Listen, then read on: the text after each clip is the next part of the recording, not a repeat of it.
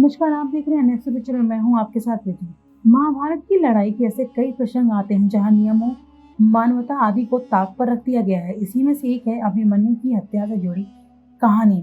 अर्जुन को युद्ध स्थल से दूर भेजकर चक्रव्यूह की रचना और फिर अभिमन्यु को उसमें फंसाकर उनकी दुर्योधन, जयद्रथ सहित 7 महारथियों द्वारा हत्या एक ऐसी घटना रही जिसने पूरी पांडव सेना को हिलाकर रख दिया।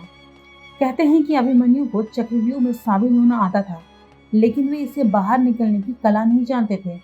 वे जब कुरुक्षेत्र में वीरगति को प्राप्त हुए तो उनकी उम्र केवल 16 साल की थी। अभिमन्यु के अलावा पूरे पांडव सेना में एकमात्र अर्जुन ही थे जो चक्रव्यूह को भेदना और उससे बाहर निकलना भी जानते थे। वे लेकिन युद्ध करते करते बहुत दूर निकल चुके थे। ऐसे में उनकी गैर मौजूदगी में भीम, नकुल सहित दूसरे पांडव महारथी अभिमन्यु की मदद के लिए चक्रव्यूह में उनके साथ प्रवेश कर सकते थे और उनकी जान बचा सकते थे, लेकिन ऐसा नहीं हो सका। फिर क्यों, आइए जानते हैं। पांडव को जब सूचना मिली कि द्रोणाचार्य ने चक्रव्यूह की निर्माण किया तो सभी सोच में पड़ गए। अर्जुन दूर निकल चुके थे। ऐसे में सवाल था कि चक्रव्यूह कौन भेदेगा।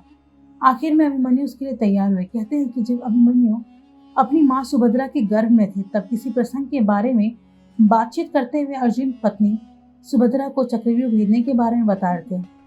माँ के गर्भ में इस बातचीत को सुनते हुए अभिमन्यु ने चक्रव्यूह भेदने की कला सीख ली थी, लेकिन अर्जुन इससे पहले चक्रव्यूह से बाहर निकलने की बात बताते सुभद्रा सो गई और इसलिए बात अधूरी रह गई। अभिमन्यु भी इसे नहीं सुन सके। बहरहाल महाभारत की लड़ाई में तय हुआ कि अभिमन्यु चक्रव्यूह भेदेंगे और उसके साथ साथ भीम, नकुल, सहदेव आदि भी इसमें जाएंगे और सफलता हासिल कर लेंगे। हालांकि ऐसा हुआ नहीं। अभिमन्यु तो एक के बाद एक सैनिकों की 7 दीवार पार करके अंदर चले गए, लेकिन जयद्रथ ने अकेले ही सभी पांडवों को बाहर रोक लिया। इस तरह अभिमन्यु चक्रव्यूह के अंदर अकेले पड़ गए और कई कौरव महारथियों ने एक साथ मिलकर उनकी हत्या कर दी।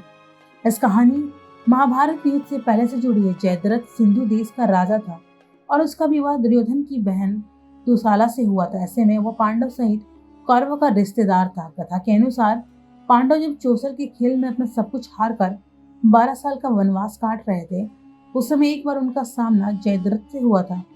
जयद्रथ एक दिन उसी जंगल से गुजर रहा था जहां पांडव रह रहे थे। दिन का समय था और पांडव की पत्नी द्रौपदी नदी किनारे से लौट रही थी। इसी दौरान जयद्रथ ने द्रौपदी को अकेला देखा तो उन्हें अपने बातों में फुसलाने और साथ ले जाने की बात करने लगा। द्रौपदी ने 1-2 बार चेतावनी दी, लेकिन जयद्रथ नहीं माना और द्रौपदी का हरण कर लिया। पांडव को जब इस बात की सूचना मिली तो जयद्रथ का पीछा करने लगे। इसी बीच रास्ते में रोक दिया। भीम तो इतनी गुस्से में थे कि वे जयद्रथ का वध करना चाहते थे, लेकिन अर्जुन ने उसकी दुशाला का पत्नी होने के कारण भीम को ऐसा करने से रोक दिया।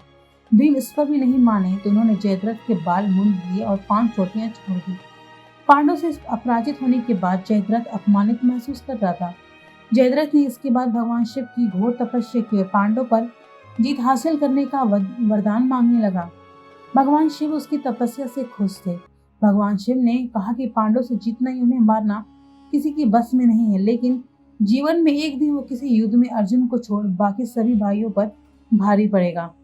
जयद्रथ को मिला यही वरदान अभिमन्यु की मृत्यु का कारण बना।